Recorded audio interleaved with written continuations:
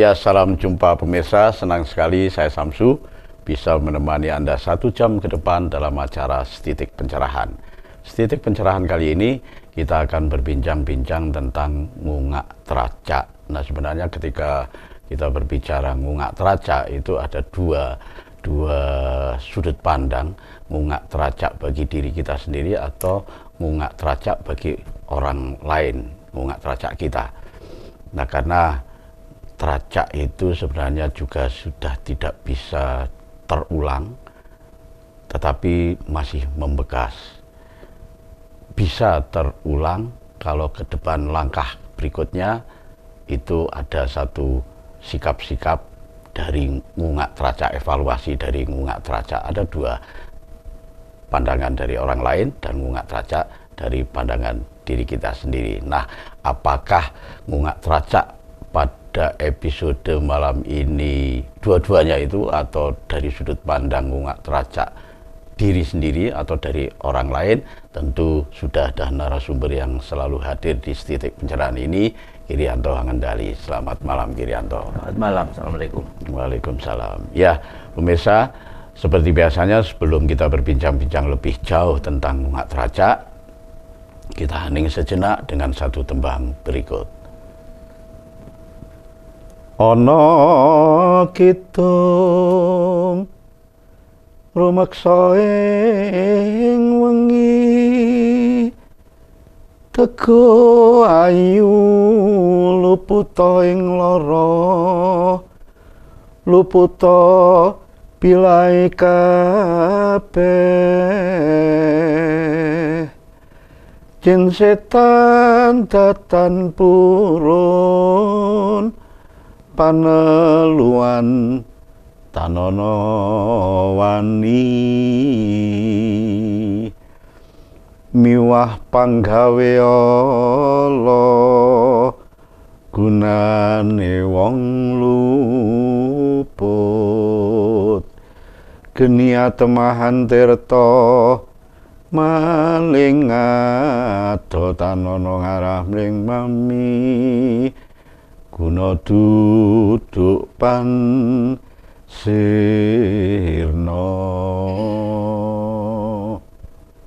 Ya, pemirsa, kita awali saja bincang-bincang kita tentang ngungak teracak. Kirianto, ngungak teracak ini sebenarnya kita akan berbicara bagaimana, Kirianto?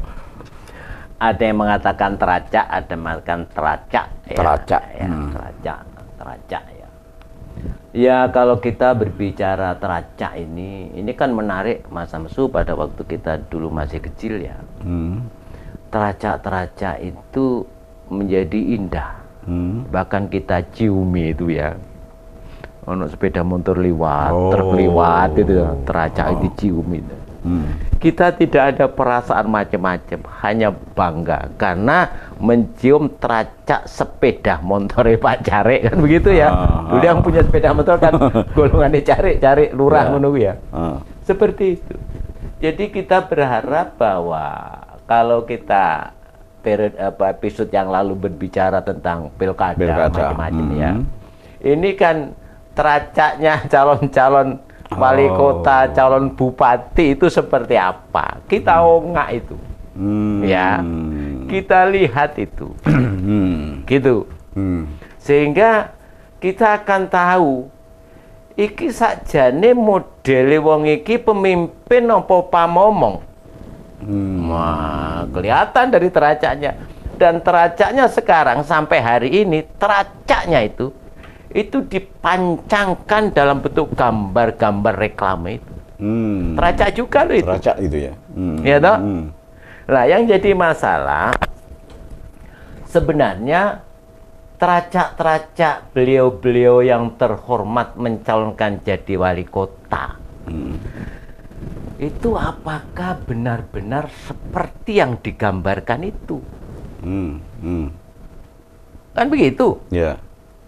Kita ongak itu, kita lihat tuh track record itu, kalau orang sekarang kan track record ya, catatan masa lalu itu seperti apa, jejak digital, digitalnya seperti apa. Itu bahaya, Mas. Pada satu saat di satu wilayah. Geger Mas Samsu. Dan geger itu ini berkenaan dengan kepala daerah. Gegernya itu yang dibicarakan nggak jelas. Ya. Diserang itu kepala daerah. Tapi pada waktu orang pada disalahkan, menyalahkan kepala daerah tadi, ditunjukkan gambar. Iki lo gambare, selesai. Karena apa? Itu tadi jejak digitalnya ada. Saya dan Mas Samsu di sini. Omongan kita sekarang ini 100 tahun yang akan datang pada waktu apa? Katakanlah anak cucu kita mau menjadi pejabat, ya mungkin akan dikurya anak sopo, putune sopo, kan begitu. Oh, putune Rianto, putune Samsu. Samsu dhisik ngene, iki mesti ono iki rek bibit-bibite. Kan begitu. Apalagi orang Jawa sangat kental, senang sekali kalau berbicara masalah terah bibit-bibit itu. Orang mati pun masih dihidupkan. Ya toh? Kayak bayar iki. Kan begitu ya. Yeah. Itu karena track record tadi loh. Mbae tadi apik betul. Kalau bayar kira-kira ya bodoh. Iki lho. Berangasane kayak mbae gitu. Titis mbae bisa begitu. Yeah. Inilah sebenarnya dalam kehidupan itu yang perlu untuk dijaga. Ya, jangan menjaga sekarang. Sekarang kita sudah tua. Teraca kita sudah banyak di belakang sana. Sekarang teraca kita tinggal dibaca oleh orang. Makanya kalau sekarang dalam pilkada ini, kita terpaksa harus masuk ke sana. Pilkada ini, teracamu itu sudah dibaca orang. Kan begitu? Yeah. Para pengamat sekarang kan meneliti itu, mensurvei itu. Tapi apakah sebegitu pentingnya ngungak teraca itu, Kriyanto? Ya, buat orang-orang yang idealis, ya, buat orang-orang yang cerdas, ya, itu menjadi sangat menentukan. Meskipun sering dikatakan bahwa urip kuwi owah gingsil. Ya. Sekarang buruk, besok baik dan sebagainya. Tapi ingat, orang itu berkecenderungan untuk melihat, kalau melihat sesuatu, itu kan yang paling menarik kan negatifnya. Kadang-kadang menjadi hilang ini yang positifnya. Positifnya hilang. Ya, ini perlu media yang luar biasa sehingga orang yakin. Wong kuwi wis malih. Meyakinkan itu yang sulit. Meyakinkan itu yang sulit. Yang butuh waktu panjang. Teracak semacam itu. Ya silakan. Dalam konteks ini, dalam konteks ketatanegaraan, teraca itu menjadi menentukan. Sebagai apa? Sebagai cermin masa kini dan yang akan datang. Jadi memang Koco Brenggolo gue. Meninggalkan teraca ini ya tidak gampang. Nggak gampang. Bisa, tapi kan tidak gampang. Kalau orang masih kepingin untuk diketahui orang bahwa aku wis dadi wong apik, abot kuwi. Tapi kalau kita dari orang yang dikatakan jelek tadi, sekarang sudah merasakan baik dan kita diam saja. Yang penting diri saya sekarang sudah baik, sudah mengikuti aturan-aturan yang ada dalam masyarakat. Gampang itu. Bahkan itu menjadikan orang membaca sendiri. Saiki Pak Samsu dadi wong apik. Padahal kita diam. Tapi buat mereka-mereka yang kepingin aku saiki wis apik, iki rada angel iki. Ya. Ayo bayangkan Mas Samsu. Mas Samsu kepingin jadi orang baik. Dan kenyataannya sekarang sudah baik. Terus Mas Samsu mengatakan, aku iki wis apik rek. Percaya gak, Wong? Dibandingkan dengan yang ngomong saya pada orang, Mas Samsu tidak ada. Saiki Mas Samsu luar biasa. Saiki ngene, saiki iso ngene. Gumun aku. Percaya mana? Percaya dari orang lain itu. Kan dari orang lain. Ya. Makanya gambar-gambar itu, ya, itu jangan menunjukkan dirimu. Artinya apa? Buatlah gambar-gambar itu selugas mungkin. Biar orang lain yang menilai. Tim itu yang berbicara kepada orang untuk menekankan bahwa dia sekarang baik. Ya. Jadi blunder ini, gitu. Tidak usah macak lah ya. Nggak usah macak. Lihat saja presiden. Karena dia itu samadyo. Dia itu gambarnya sekedar aku ki menungso rek. Gitu saja. Nanti yang menerjemahkan itu tim saya. Sehingga tim tadi dengan gampangnya menjadikan gambar tadi di dalam otak masyarakat. Otak masyarakat loh ya. Itu kita gambar yang indah. Kalau gambar wis indah, kan angel mengindahkan lagi. Ya, ini dalam ilmu komunikasi menjadi penting kapan gambar itu kita munculkan dan bagaimana gambar itu bentuknya untuk masyarakat jenis yang semacam.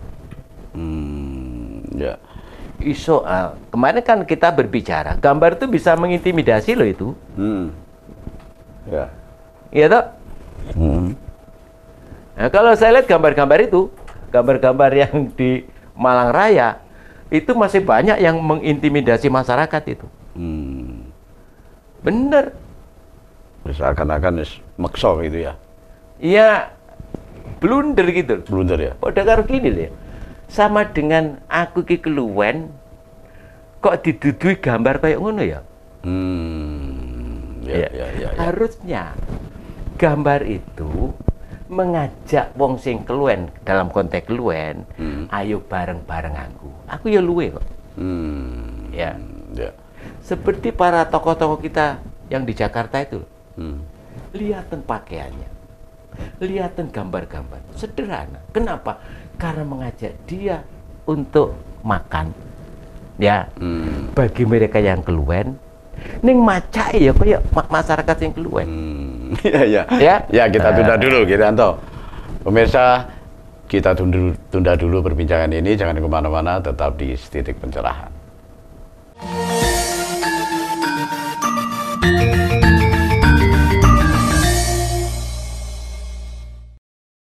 Ya, terima kasih pemirsa. Anda masih tetap di Titik Pencerahan.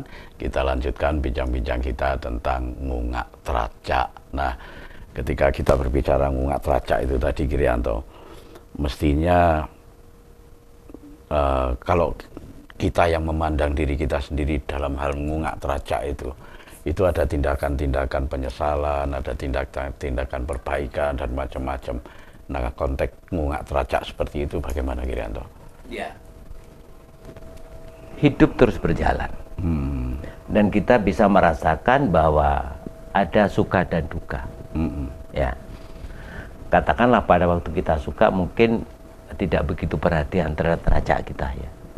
Tapi pada waktu kita menemukan kesedihan, dengan gampang sebenarnya kita akan melihat masa lalu. Ya.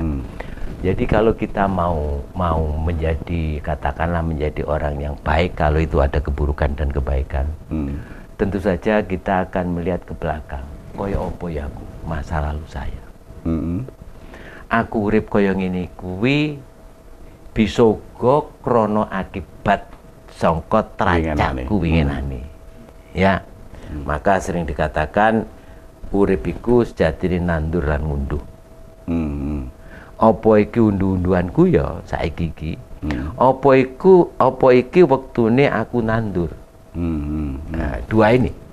Makanya pada waktu kita itu sudah menginjakkan kaki, sudah melihat tracak ke belakang, dan sekarang kita mendapatkan kesengsaraan hari ini, kita bisa berpikir dan kita merasakan kehidupan itu semakin lama kita rubah untuk menjadi baik.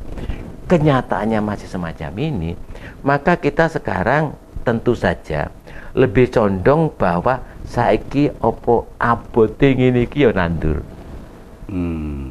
Ya, gitu loh. Artinya masih punya pengharapan bahwa ke depan kita akan ngunduh. Tapi kalau kita belum ngungak teracak kita sendiri, kita kan menjadi orang yang ego.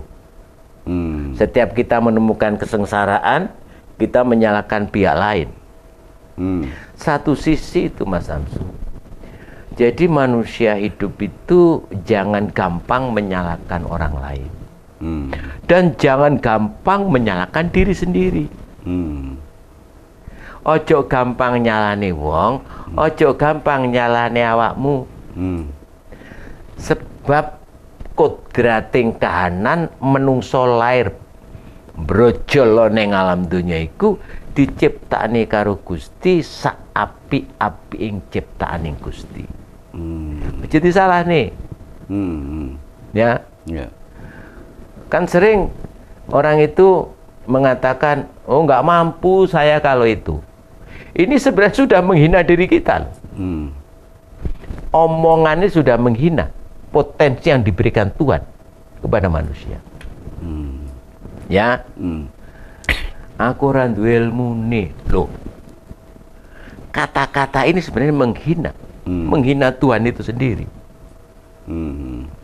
Menghina diri sendiri itu sama halnya menghina Tuhan yang mencipta makhluk yang luar biasa ini. Terus bagaimana yang harus kita kerjakan? Dalam konteks budaya Jawa ada kata-kata kudu mulat sariro hangrosowani. Introspeksi diri, jangan disalahkan. Kalau kamu menyalahkan, kamu hanya akan dapat kesalahan itu. Tapi kalau introspeksi diri, kamu akan mendapatkan jalan keluarnya. Apalagi menyalahkan kondisi di luar kita. Goro-goro udan kasep, udan disalahkan. Ini kan sudah kodrat alam. Goro-goro macet ketinggalan pesawat aku. Lo wis ketinggalan. Gitu. Yeah. Terus apa tadi telat. Itu kan realita yang kita terima. Kenapa kita tidak introspeksi diri? Ya. Kalau musim begini ini maka saya akan begini. Kalau begini maka saya akan begini. Ini kan apa? Problem solvingnya bisa selesai. Yeah. Memang yang paling gampang itu kan menyalahkan orang, asik di situ. Pada waktu menyalahkan orang atau menyalahkan diri sendiri, masalah tidak selesai. Karena hidup dikerumuni dengan menyalahkan orang dan menyalahkan diri sendiri. Lihat nanti kepala daerah calon-calon itu kalau nggak jadi, yang disalahkan kan kiri kanan nanti. Goro kue tak masang spanduk sewu sibuk pasang goro 150, sing 750 nanti. Bisa begitu nanti. Nggak bisa. Gitu ya. Ini maksud saya bahwa ngongak teracak diri kita sendiri, jangan gampang menyalahkan orang lain, jangan gampang menyalahkan diri sendiri. Tapi budaya Jawa memberikan solusi mulat sariro hangrosowani. Beranilah untuk melihat diri sendiri. Kalau ini kita hubungkan dengan tata kelola pemerintahan Girianto, ngungak teracak ini apakah bisa menjadi sebuah penyebab bolak-balik ada perubahan aturan, bolak-balik ada perubahan kebijakan atau tata kelolanya yang mungkin banyak perubahan. Bagaimana Girianto itu? Ya. Indonesia itu memang negara yang tidak bisa diprediksi. Ya. Tokoh seperti apapun lek ndelok Indonesia itu pusing. Ya. Karena pemimpinnya nggak bisa diprediksi. Ya. Nggak bisa. Yang bisa diprediksi apanya? Ya kebijakannya. Cara berpemimpin. Perilakunya. Nggak bisa. Arepe dike ilmiah non ilmiah angel. Ya. Karena apa? Karena orang Nusantara itu punya cara sendiri. Secara individual, kodratnya begitu. Inilah Indonesia. Maka Mas Samsu, kita bisa berbicara ngongak teracak tadi, ya, jauh ke belakang sana, oke. Tapi ingat, Indonesia itu negara aneh. Negara yang tidak bisa diprediksi oleh siapa saja. Hmm. Hanya bisa diprediksi oleh orang-orang tertentu saja. Ya. Ya. Bung Karno kurang apa? Teracak Bung Karno. Sampai sekian tahun dia memerintah. Dia harus meletakkan jabatan dengan cara begitu.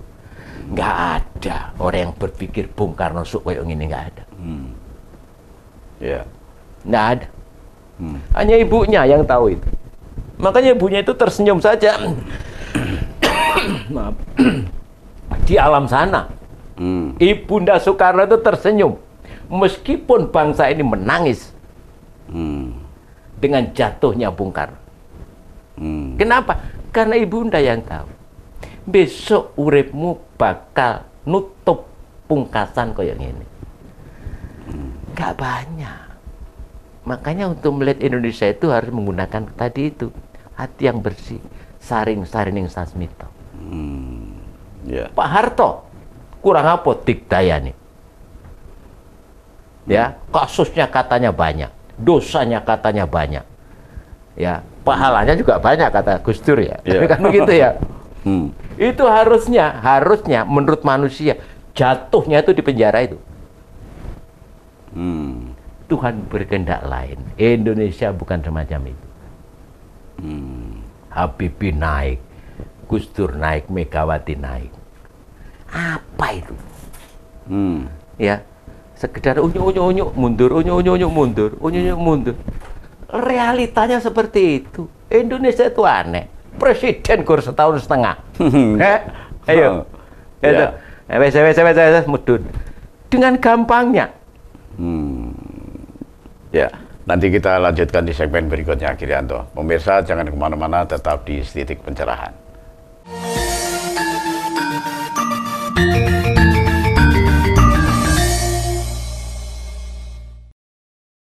Ya, terima kasih pemirsa, Anda masih tetap di Titik Pencerahan. Kita lanjutkan bincang-bincang kita tentang ngungak teracak. Ya, kita lanjutkan, Girianto. Nah, kalau begitu, Girianto, ngungak teracak ini yang diunggah itu sisi positifnya atau negatifnya, atau bagaimana persentase untuk ngungak itu? Ya, tentu saja orang itu kan berpikir ilmiah ya. Sekarang kan musimnya orang berpikir ilmiah ya. Kita dengarkan di sana, oh nasab itu harus ilmiah dan sebagainya ya. Benar saya kira konsep ilmiah. Karena ilmiah itu dari ilmu. Ya. Lah ilmu itu sebenarnya cikal bakalnya ngelmu. Ngelmu itu masih abstrak. Ilmu itu sudah diterjemahkan. Akal tadi loh ya. Ya. Jadi ilmu itu masih ada dalam rasa, dalam hati. Tapi pada waktu diterjemahkan oleh akal, namanya ilmu. Lah dalam konteks ngungak teracak, mestinya ilmu digunakan. Ya, sudah ilmu ya. Ya, bukan ilmu. Ilmu. Meskipun ilmu itu bisa digunakan untuk menebalkan hasil dari ilmu. Jadi lebih kurang kuat ya tak kei ilmu, keyakinan. Katakan begini Mas Samsu. Mari kita sekarang ngungak teracak Indonesia, Nusantara ini. Sekarang kan ada IKN ya, nah, IKN. Kalau kita mau ngungak teracak Indonesia, mana kira-kira yang harus kita lihat? Nah, ini kan penting ini ke belakang. Sehingga kita bisa menerima IKN. Indonesia itu minimal teracak yang sudah ada. Itu kan minimal 3. Menurut saya. Yang pertama Nusantara 1. Ini tulisannya nggak banyak. Tapi diyakini dari beberapa literasi mengatakan bahwa Nusantara 1 dulu itu disebut dengan Saka Dwipa. Pulau Saka.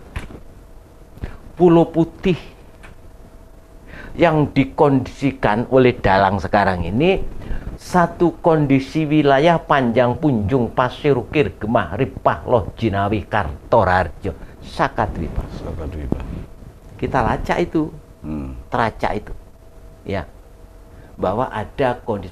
Contohnya kondisi kepulauan pulau Sakadwipa yang diceritakan hanya sedikit itu, apa? Di sana disebutkan tadi itu loh tulus kang sawartinandur jaraning murah kang samyotinuku, semua bisa terbeli. Artinya meskipun mahal, kalau punya uang kan terbeli. Menunjukkan kemakmuran. Hutan rimba, lautnya luas, gunung-gunungnya menjulang, mineralnya emas, perak dan sebagainya ada, kayu-kayunya, kayu garu dan sebagainya. Ya, diceritakan di sana. Dan itu sampai sekarang teracak semacam itu. Yang diceritakan di dalam penelitian itu adanya hanya di negara yang ada khatulistiwa. Jadi satu negara yang diutarakan dalam Sakadwipa itu sekarang secara ilmiah itu hanya ada pada wilayah yang dilalui oleh khatulistiwa. Dan itu adalah kita. Ya, nah, udah. Karena itu tulisannya nggak jelas, nggak banyak, sehingga kita tidak bisa mengekspresikan lebih jauh, menerjemahkan lebih jauh, ya. Minimal untuk kita, ya, kita bukan ahli sejarah, ya. Ya. Maka saya memberikan tanda bahwa ada Nusantara II. Nusantara II itu sudah mulai jelas ini. Siapa Nusantara II itu? Nusantara II itu adalah zaman-zaman Raja Nusantara. Raja-raja Nusantara. Ya, kita tahu nggak ini? Ya.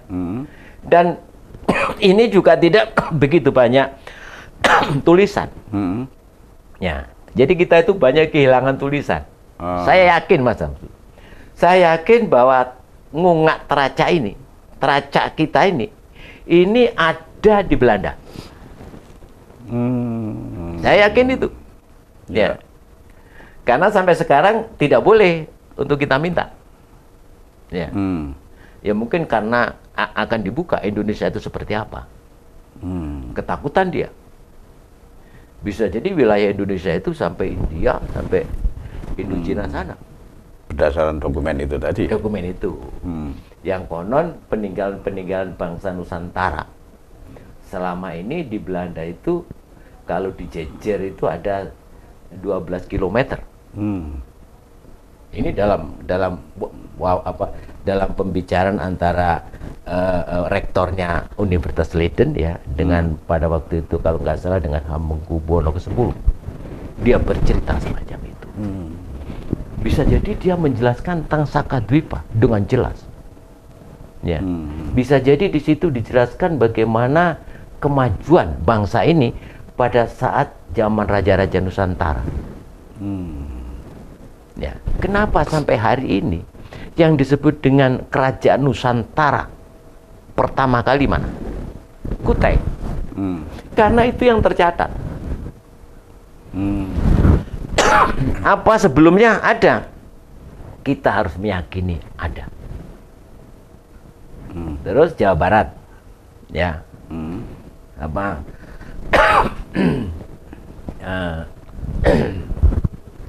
Pertama kali di Pulau Jawa, Tarumanegara. Ya. Meskipun dua kerajaan yang diceritakan luar biasa ini mau tidak mau harus hilang karena dihapus oleh sejarah.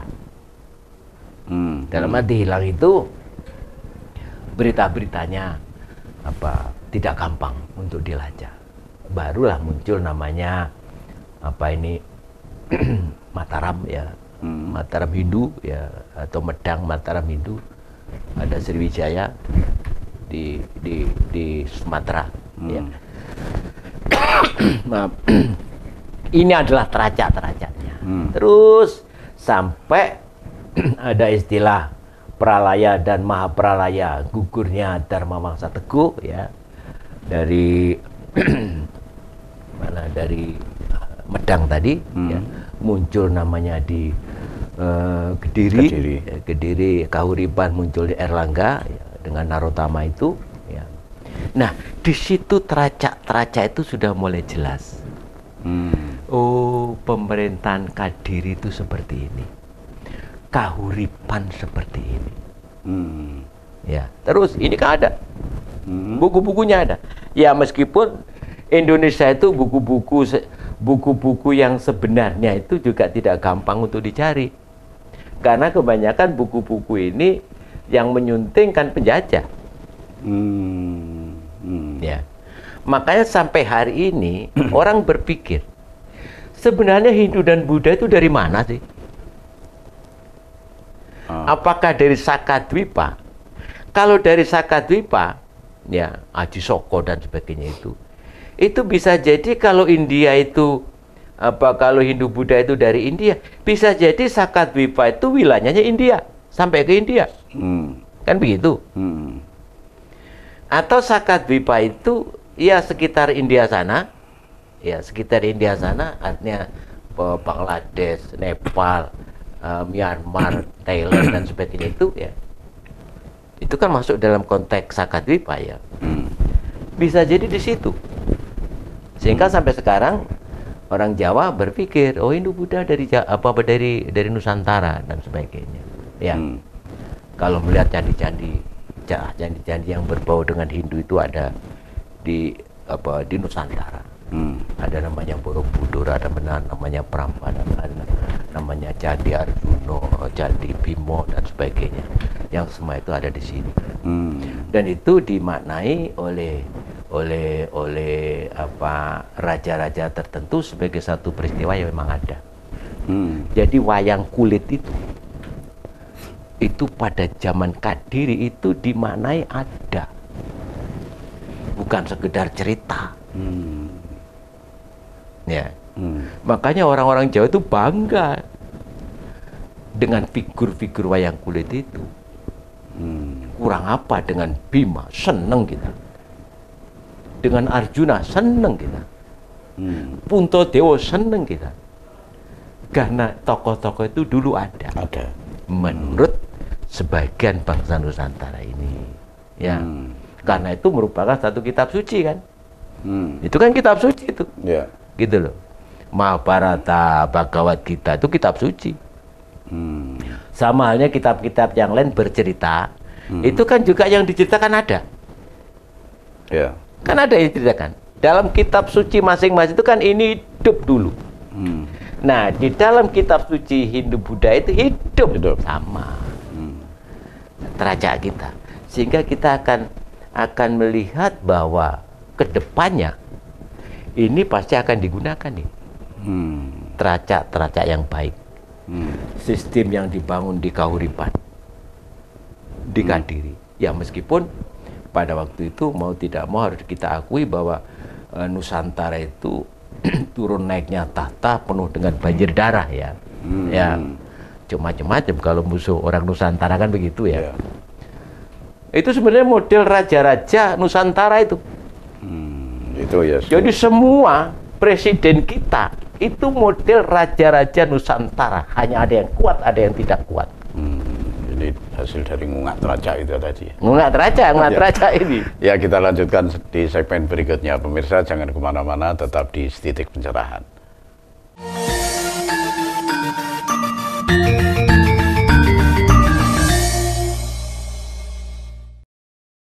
Ya, terima kasih pemirsa, Anda masih tetap di Setitik Pencerahan.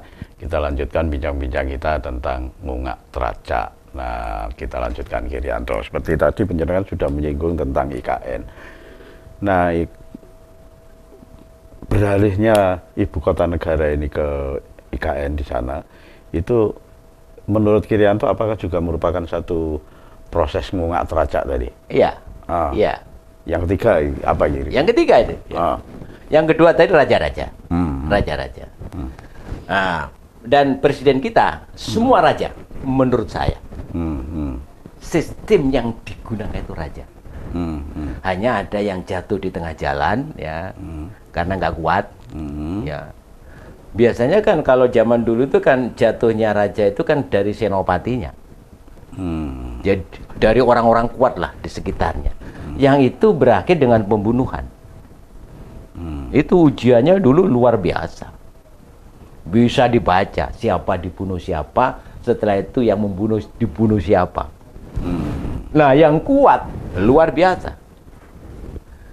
Ya, maka kalau ada Pak Karno, ada Pak Harto, ya, itu sebenarnya betul-betul harus seumur hidup itu, harus berhenti di tengah jalan, ya, nggak apa-apa, itu sejarah, ya, bisa dibayangkan pada waktu ini bacaan orangnya, pada waktu Bung Karno harus turun dari jabatannya dan beliaunya gugur, ya, saya katakan gugur karena Pak Soekarno ya, gugur. Diganti oleh Pak Harto, dan Pak Harto sebagai seorang presiden, seorang raja menurut saya. Bukan hanya sekedar raja ya, raja di raja. Karena presiden wakilnya raja. Ya, Raja Yogyakarta pada waktu itu. Jadi nuansa-nuansa raja masih muncul di sana. Dan luar biasa, Pak Harto luar biasa. Bisa sampai seperti itu. Ya. Meskipun harus terhenti ya, tapi terhenti kan di akhir-akhir katakanlah memang sudah harus berhenti, sudah sepuh lah kira-kira begitu ya. Ya.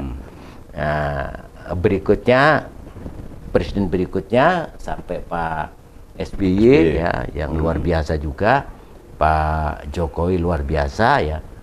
Dan jangan dikira di Jawa itu, khususnya Jawa ya, raja-raja kita, jangan dikira bahwa seorang pemimpin itu hanya dilihat dari lageannya,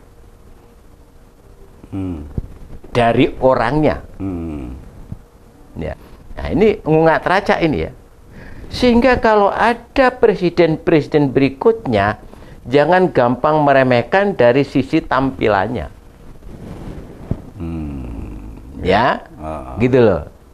Makanya ada konsep yang dibangun oleh orang Jawa itu tentang sinamuning samudono sesadoning madu manis yang sering kita katakan itu. Ya. Dari situ, dari kahuripan akhirnya muncul namanya Singasari. Ya. Zaman Ken Arok ya, terlepas Ken Arok itu ada apa tidak ada karena negara Kertagama dan Pararaton berbeda ya. Tapi umum sudah mengatakan bahwa Singasari itu ada. Dan Singasari itu sebagai kelanjutan, kalau saya boleh menambahkan, kahuripan Kadiri Singasari itu kelanjutan dari Majapahit. Ya, kelanjutan. Majapahit itu kelanjutan dari dua negara itu. Satu sisi memang kelanjutan dari Trah Singosari, sisi yang lain kelanjutan dari budaya dan agama yang dari Kadiri menjadi satu, klop ini udah. Lah di Majapahit itu kalau kita perhatikan sistem pemerintahannya ya, itu mirip dengan sekarang dengan konsep otonomi daerah ini. Nah, kalau sekarang ada kekurangan, mari kita lihat racanya ke belakang Majapahit seperti apa. Karena diceritakan di sana Majapahit itu sebagai satu kerajaan besar. Ya, maritim itu kan diawali dari Singosari dan Majapahit. Yang sudah bisa membuat kapal sebesar itu konon ceritanya. Yang katanya sudah bisa memproduksi alat-alat produksi peralatan perang dalam bentuk metalurgi, dalam bentuk besi. Ya. Selama ini kan orang kan tidak yakin bahwa Majapahit itu sudah bisa punya pabrik semacam ini. Ya, kita lihat raja ini, kita cari bukti-bukti itu. Ya, sehingga ini adalah sistem kerajaan yang dipindah menuju sistem republik. Jadi pemerintahan sekarang dalam pemahaman saya mirip-mirip dengan Majapahit. Dengan sistem kerajaan itu tadi ya. Kerajaan. Makanya jangan berharap Nusantara ini ya itu murni republik model liberal itu, nggak bisa. Masih katutan lah ya. Harus katut ini model raja-raja Nusantara ini. Ya, makanya kalau dulu Mas Samsu, raja-raja kita itu pada waktu sopo ya sing ganteni aku bakali. Otomatis kan anak saya. Terus tak apa nih anakku ya? Ya, ini menarik untuk Nusantara ini. Kalau ngelacaknya Majapahit itu, maka anakku putra mahkota yang akan menggantikan saya akan saya kasih wilayah atau akan saya kasih kekuasaan.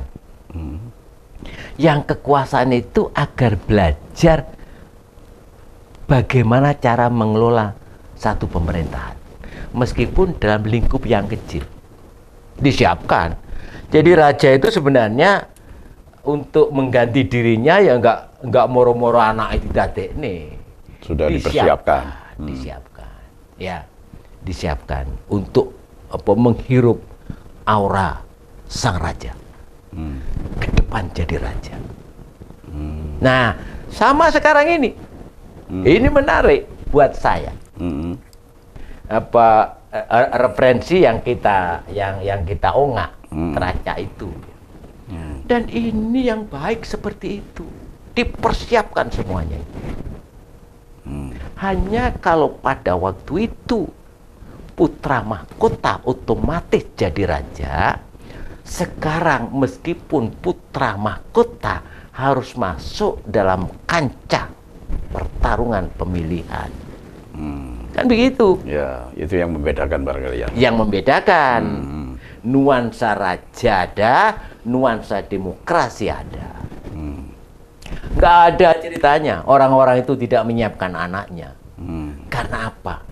Karena teracak yang kita ketahui, raja-raja yang hebat itu semuanya menyiapkan anaknya. Ya. Nah, tinggal mampu nggak kita menyiapkan anak kita? Ingat, demokrasi Pancasila. Kalau dulu sistem pemerintahan yang langsung diangkat, sekarang nggak. Nggak mungkin punya anak akan dijadikan raja itu dijarik glundung semprong ngono ae. Nah, pasti tetap ada gemblengan-gemblengan sebelumnya ya.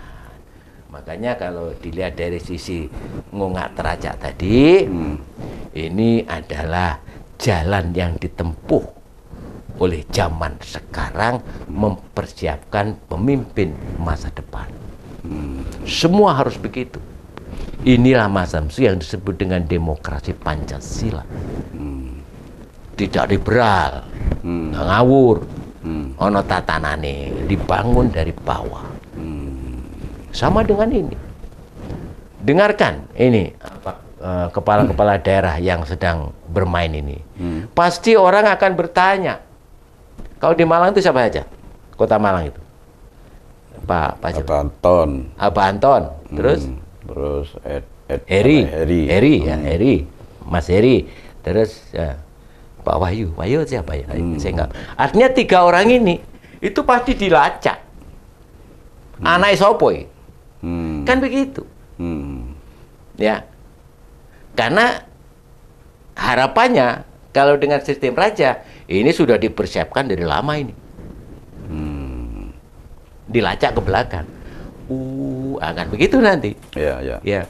Ternyata dia itu begini. Terlepas Mas Samsu. Siapa yang jadi kepala daerah? Saya meyakini itu masih dalam lingkup berkat rahmat Allah yang Maha Kuasa. Adem ya kalau itu. Iya, harus begitu. Iya. Jadi akhir dari pertarungan nanti itu jangan diude-ude. Karena paragraf 3 Undang-Undang Dasar 4 Preambul Undang-Undang 45 tetap mengatakan berkat rahmat Allah yang Maha Kuasa dan dengan didorongkan oleh pikiran luhur supaya berkehidupan yang bebas, maka menyatakan dengan ini kemerdekaannya. Kita sudah merdeka dan kemerdekaan kita berkat rahmat Allah. Dan rahmat Allah diantaranya pemilihan kepala daerah. Silakan bertempur sekarang. Setelah selesai harus selesai. Kalau tidak selesai berarti menyimpang dari rahmat Allah. Itu Mas Ya. Samsu. Ya. Iya, menarik sekali. Tapi waktu juga tidak mengizinkan untuk kita berbincang-bincang lebih jauh. Mudah-mudahan episode depan kita bisa berbincang. Mungkin episode depan ini sudah pemilihan, sudah menginjak pilihan.